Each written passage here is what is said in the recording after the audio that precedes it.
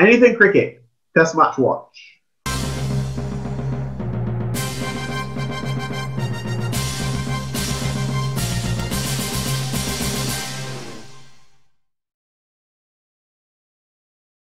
I'm Philip Hackett, and with me, Ayana Holder, Wayne Holder, and Basil Butcher Jr. We are discussing the second day of the second test between Bangladesh and the West Indies. West Indies 409 and Bangladesh in reply 105 for a loss of 4. Basil Butcher, who's in charge? I say the West Indies are in charge. We are ahead. 409 and Bangladesh 105 for 4, with pretty much most of their batting lineup back in the pavilion.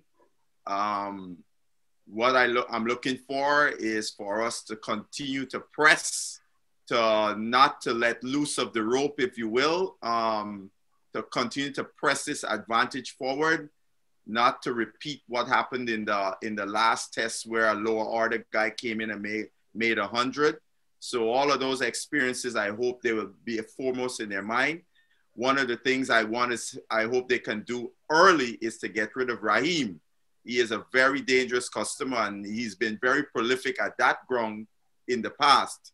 So I would look for them to do that. And I also would just want to say it's been a total team effort on the part of the West Indies thus far. I think you were telling me off air, Basil, that you would have run into Rahim some years ago. Yes, I was the physio for the U.S. On the 19 team that went to the World Cup in 2006. Actually, that's where I first met Mr. Eswick. He was the coach of the West Indies. And we played a game against, a warm-up game against Bangladesh. And both Tamin and Rahim were on that team. And Tamin was a destructive batter from since those days. Because if I remember the scores, we made something like 145, and in reply, Tamin made 105 out of the reply. Not the type of batting that we're accustomed to with Wayne Holder. He is not that dominant. Wayne, you get the promotion though. You're going ahead of Ayana. In fact, you've been promoted already, so it's just more the same. I like the use of the word dominant though, because it is my position is that the West Indies have placed themselves in a dominant position after 2 days of this test match. I would like to caution, it's only 2 days. There's still 3 days left. But West Indies, having recovered from a fairly perilous 116 for 4 after lunch on the first day, lest we forget. And then we had this resilience shown by the middle order and the lower middle order, where we had successive partnerships for the 5th, 6th, and 7th wickets. I mean, this is something almost unheard of from West Indies teams of late. So I am happy to see that the West Indies have been able to convert a position of strength. The batsmen having put the team in the ascendancy by occupying the wicket for more than a day and a half, a day and 2 sessions. And now the bowlers are coming on that momentum and really rattling the Bangladeshis, getting among the wickets early. And it is just now a matter of completing the job when the match continues on the 3rd day.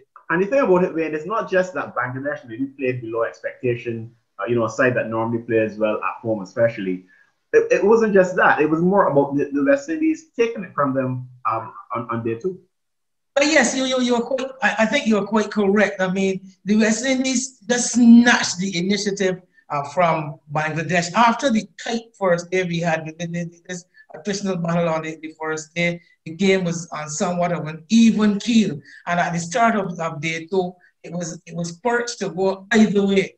And I thought that the overnight batsmen for West Indies, Nkrumah Bonner and Josh De Silva, did a fantastic job in snatching the initiative from Bangladesh from early, from the very first ball of the day. The pacer, Jayed, bowled his delivery into the pad of Bonner, and Bonner just coolly and smoothly worked it through mid-wicket, picked up 3 runs, and he set the cue. And it was followed by Josh De Silva, who was quite early into playing his shots And I think that set the Bangladeshis back somewhat. And that confidence, you know, I was watching this cricket and telling myself, this is a team playing with a kind of confidence that has been garnered from that first test win. I think that is the if you had a lovely way of describing it when we were talking off here. No, it wasn't. No. I was talking about Josh De Silva. Oh, Josh De Silva. Okay. I was telling you that Josh De Silva came on the scene and he won a lot of friends, including me. I like what I saw of him, both as a batsman, as a wicket keeper. He had a bit. He showed some versatility here. He's been able to open the batting. He's been able to bat in the middle order and get runs. He's been able to keep wicket, and you know. I still had not yet given him his papers. I wanted to see something more convincing. But it is by watching him this morning, I was able to go to my office, get the papers and sign them and certify him, you know, because there it was, I was able to tell myself, West Indies cricket have discovered a gem. I mean, and I'm not only talking about the obvious talent he has, the physical ability, the technique that he has shown. But I am so impressed with the composure, the confidence and that determination that he shows. And it's also beautiful to see a young man in this time playing cricket with joy. You know, that joie de vivre, as the French call it. You can see that he's enjoying every moment of it when he's there in the middle. I am thoroughly impressed with Josh De Silva. Ayana, I know you tend to think certain things very hard indeed, and it was a struggle for me to see all three of the players who got half centuries fall short, agonizingly short of their centuries. I imagine that you would have suffered through it as well. Yeah, if there was anything to cause some sort of disheartening or gut wrenching, is that the guys didn't get their maiden test tons. I mean, De Silva is probably one that really hurt the most. He looked really torn up. The dismissal was identical to the way Taiju got him in the second innings of the last test match. And Kruma Bonner has said that he has been working really hard, and this is the second time that he's gotten the half century and I'm looking comfortable.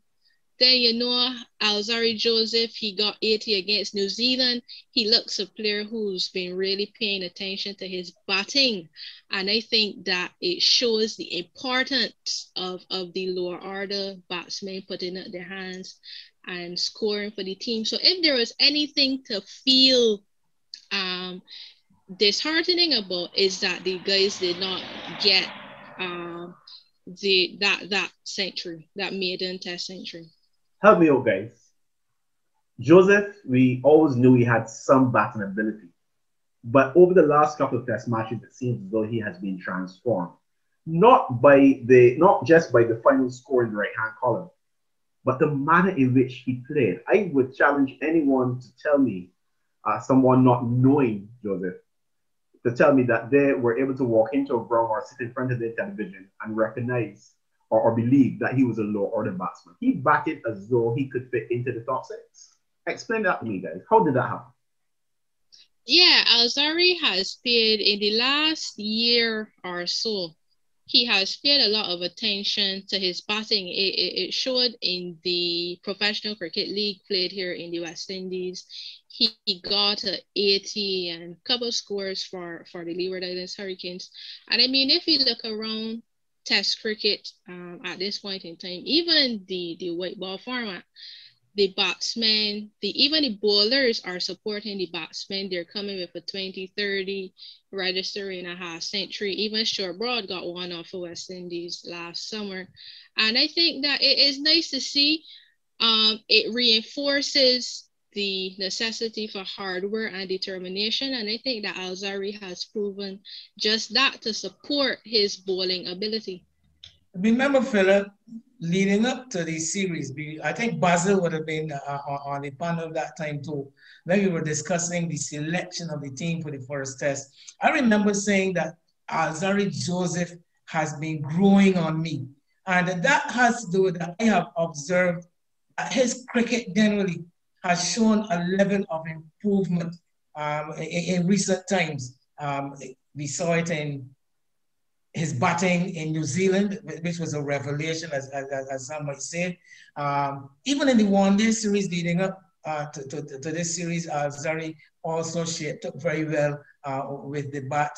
And his bowling also has been on the improve, and I think that the time has come that Alzari Joseph has now made the step up, to be among the top ranks in as far as selection is concerned. He's almost now a certain selection after today's display with the bat and the ball, though. I think he has made himself almost a certainty in the starting 11 for the West Indies. He does look a bit re-energized with the ball as well, but I was a bit concerned about his performances for much of the England series, and in particular. But he certainly ran in with purpose on the second day. I think I've heard in other media where folks from his part of the world have accused the West Indies team, the captain, etc., of not using Alzari properly, not handling him, in that other guys get into bowl twice before he gets the ball, etc., etc.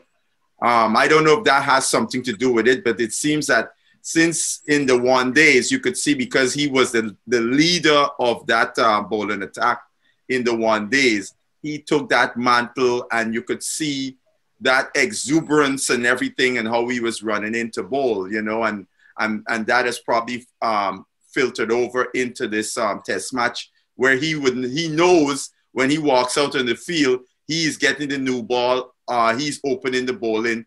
I wonder if that plays some kind of role into what we're seeing in terms of his bowling. From what I understand, I was speaking with someone from Antigua, that he works, his father played for Antigua as a batsman, and his father is one of his primary coaches with whom he works with. And I also heard him say that his goal is to become a genuine all-rounder. So we can see where he's going when he's working on his batting, when he has stated that publicly. He wants to be seen as a genuine all-rounder. But he didn't get to open the bowling in the true sense. But I'm sure that would have been a team plan that, trying to utilize Cornwall to repeat virtually of his dismissal of Tammy in the first test. It was short-lived, but certainly it was an interesting move. Ayana. Yeah, I just wanted to add, though, that I think we are at an interesting place in West Indies cricket at this time. Alzari has only played 13 tests, and he's been around the team for perhaps 4 or 5 years post under 19 World Cup. And I think he's now starting to, I guess, mature in a way as he will become the leader of the next West Indies bowling attack. And it's pleasing to see him get the opportunity to perform. Ayana, I have a special assignment for you. I'm going to read an extract here from another section of the press and invite your comment. And it's in connection with Nkrumah Bonner, where Bonner talked about his game plan and the importance of playing straight in both his innings in the first test and in the second test. And this is exactly what he said after his second half century. He said, "Every innings I play, I put pressure on myself. We get paid to make runs and to be consistent. That's exactly what I am trying to do. I think this wicket has a little more bumps, but it is similar to," of course, he's referring to the one in the first test. So basically, it is the same game plan. I try to play as many balls as possible on the front foot and keep the ball in the beat for as long as possible. I invite your comment. I think that article is a bit timely, to be honest, because after Barbados lost their second game in the Super 50, obviously fans were upset and stuff like that.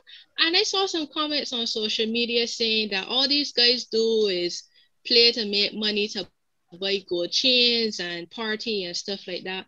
And sometimes I think we can be a bit insensitive as fans. Yes, they play the game to make they're paid to make runs, but there's so much more preparation and hours spent preparing in order to do that.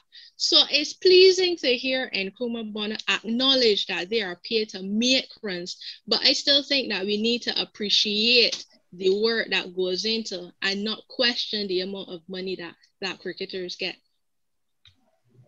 Anybody wants to add to that? I would say it's an interesting comment, but it's an obvious one. And it's a candid one. You know, it's refreshing to hear a youngster. Well, he's not as young as some of the other guys because he's into his 30s now, but a youngster in terms of international cricket, saying something like that. And he's saying it in the context of West Indies cricket, which is more, to me, more interesting, because he's not saying it in terms of players, you know, or some of our other players who would run off to those T20 leagues, etc. But he's saying this in the context of playing for the West Indies, which to me is more significant than what we have heard in the past when, you know, where a guy would say, I got a family to feed or things of such nature. You know, he's saying this talking about playing for West Indies, which is very refreshing indeed. Vin, you have been given the job of the captaincy of the Bangladesh side for day 2. I don't know if you ever would have captained YMPC or maybe even Ipswich, but you're going to captain the Bangladesh side just for a day. Talk to your players at the start of day 3. Well, the overnight pair in particular, they are going to be charged with reinforcing and setting the platform for a day in which we are looking to occupy. I think the emphasis is on occupation of the crease from the Bangladeshis. We saw Tamim in particular try the method of attack, you know, taking the attack to the West Indies bowlers, and eventually he hold out by playing one attacking shot too many. So my first caution to my players would be, it is about occupation of the wicket come the 3rd day, and keep the West Indies in the field for as long as possible. Break it down into sessions, as has been suggested in other fora, and for the Mustafa Rahim, the wicketkeeper, one of the more experienced players in the side, a former captain, a man known for his resilience and getting stuck in at the wicket. I think I would ask that the rest of the batsmen rally around him. That is the immediate job. Yeah, well, they're not the wicketkeeper in this game, of course. That falls to Leighton Das, but yes, the former captain, former wicketkeeper. Yeah. The sports scientist among us, that would be Ayana. I'm offering you a contract to coach either side for a day. You get to choose. Talk to them at the start of day 3. The side that you're going to coach for that day. I'd go with West Indies, Philip. As we said, Mushfiqur Rahim is one of the leading batsmen for Bangladesh in Test cricket. He registered a double century at this ground last year when Bangladesh played Zimbabwe, and he probably enjoys this game. So my message to my fielding unit is that we need to get the wicket of Mushfiqur Rahim, because he's the stabilizer in the middle order at this point in time. All the other batsmen are going to bat around him, but if we get him, we know that we're in and we can wrap up the innings. We need to be consistent and maintain discipline and ask the fielders to support the bowling unit and restrict this Bangladesh team below the 400. And it would even be better if we can enforce the follow-on.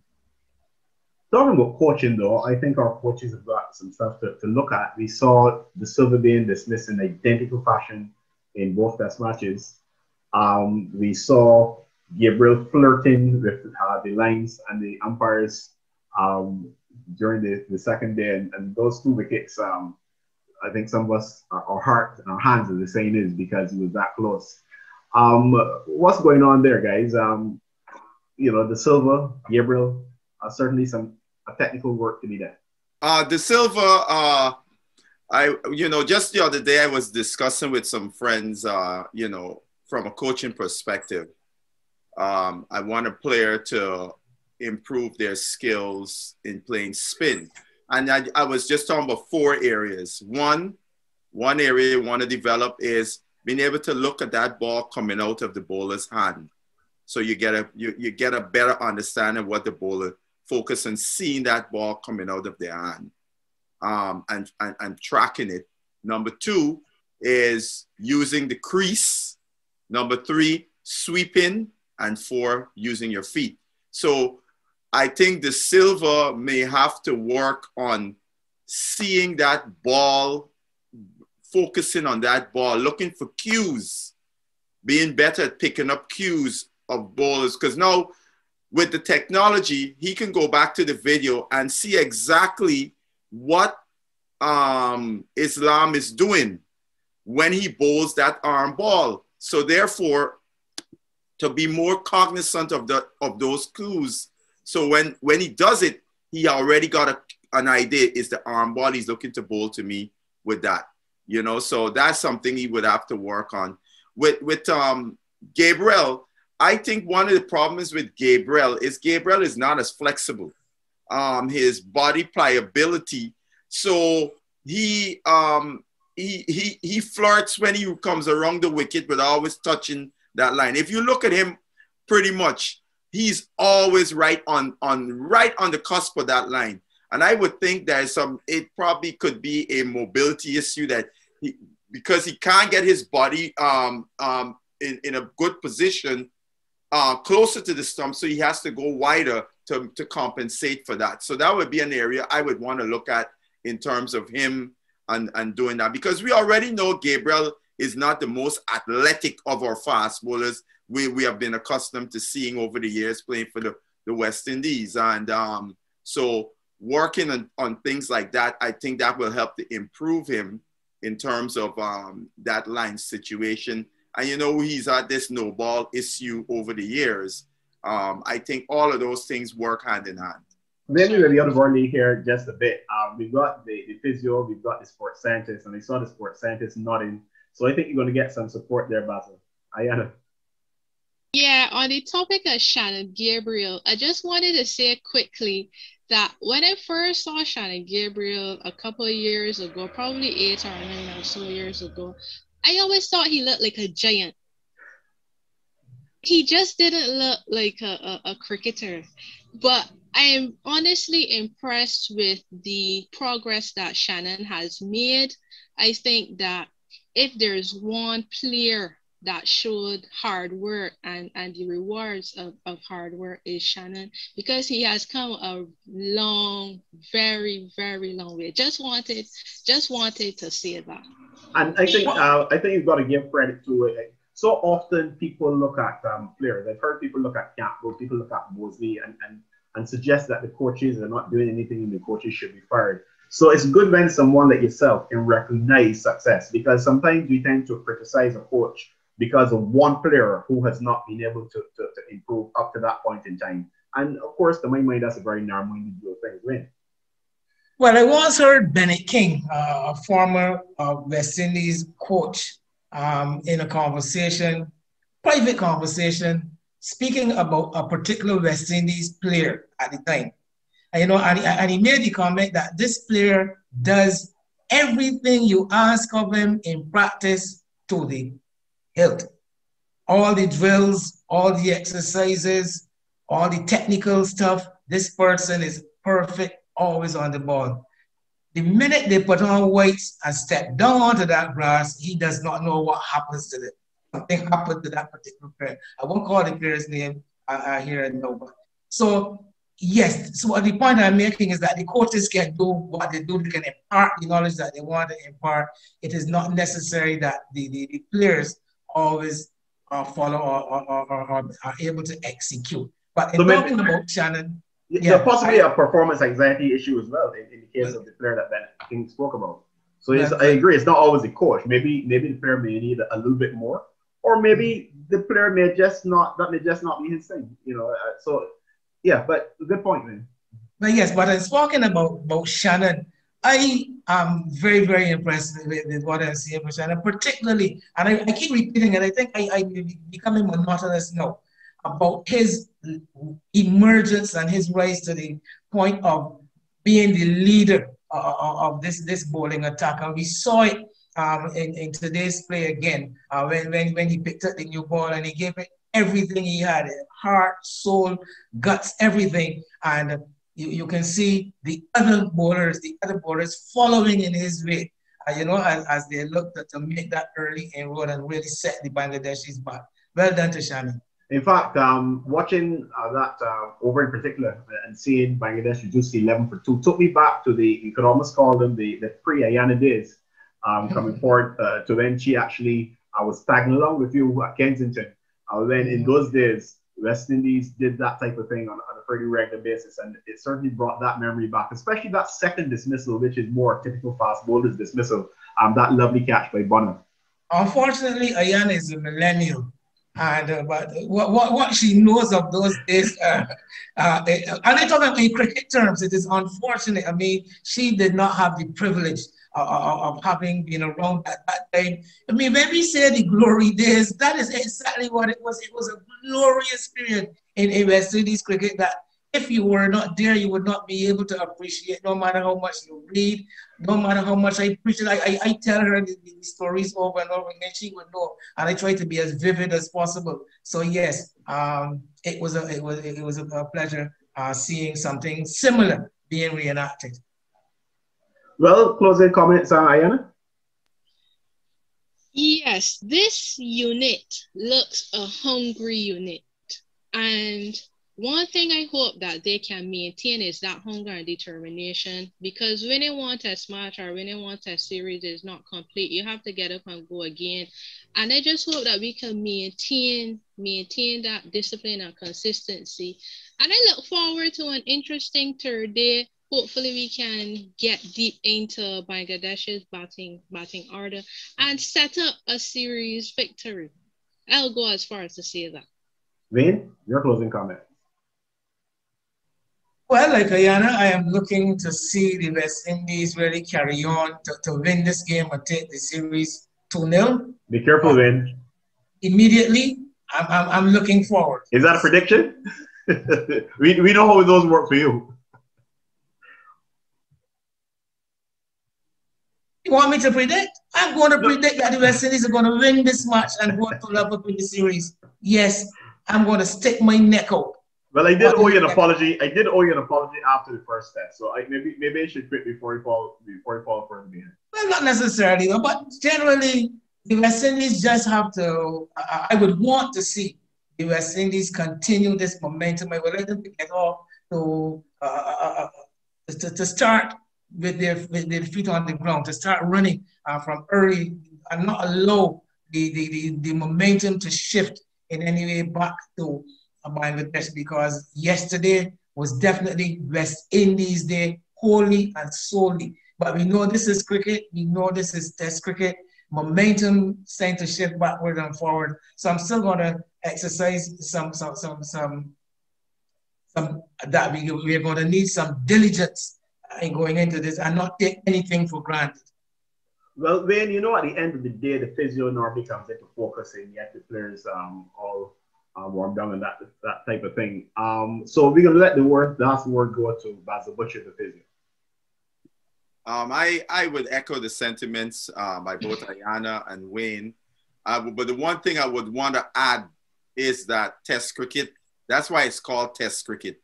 It's a test of your character, your physical, your mental, all of those aspects, not just your skills. So this third day, I just feel these guys are going to they're going to have to put out the grime, the grit to overcome these Bangladeshis, because I don't think Raheem is gonna go down without a fight. So we have to be ready from the word go, from the first ball of the day. Come with an intensity, not saying that, oh, we got this game in the bag. And I hope that would be the message coming from the coaches. And I know that would be the message coming from the coaches, because they've been around. The coach has played Test cricket, and he understands the rigors of Test cricket, and that you don't rest on your laurels. You got to keep pushing. And I just like Ayana and Wayne, I'm predicting a West Indies victory and a 2-0 series win. West Indies 409, Bangladesh 105 for the loss of 4 after day 2. You've been watching Anything Cricket Test Match Watch, looking at the second day of the second test of the series between Bangladesh and the West Indies. We do invite you to join us for a review of day 3 with Anything Cricket Test Match Watch. Philip Hackett, on behalf of the team, saying goodbye for now.